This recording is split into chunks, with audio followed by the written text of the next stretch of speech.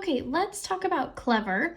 Clever is our single sign-on platform for students to access the majority of their personalized programs.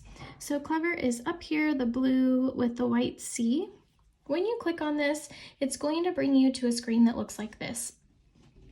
We sent home clipboards with students before spring break, thinking perhaps we may have a week or two that we would not be able to return to school, never knowing it would end up being like this. However, hopefully your child made it home with his or her clipboard, and on the back of that is a QR code that they can use. They would just hold it in front of the screen and it would scan it and automatically log them into Clever.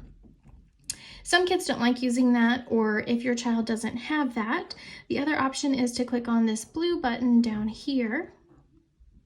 Then they will choose Log In with LDAP, and this is where they will enter their district username and password. The username is the first initial of their first name, the first 3 letters of their last name, and then 4 random numbers. So I'm going to go ahead and sign on with my son's info, just so you can see what it will look like. The password is their capital LPS and then their lunch number. This information can also be found on their clipboard if you have that. If you're needing that information, if your student has forgotten, just send us an email and we'll be happy to provide you with that. Once they've entered that in, you click Log In, and it will bring them to a screen that looks like this.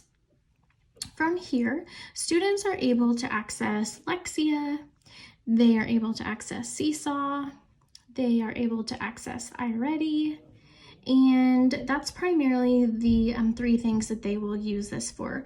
Reflex is listed on here, as is Dreambox. Unfortunately, those don't communicate very well with the teacher portal as far as updating with what the students are learning. And so they will actually just use the regular apps they've downloaded from self-service. So for Clever, students will use this to access Lexia, Seesaw, and iReady.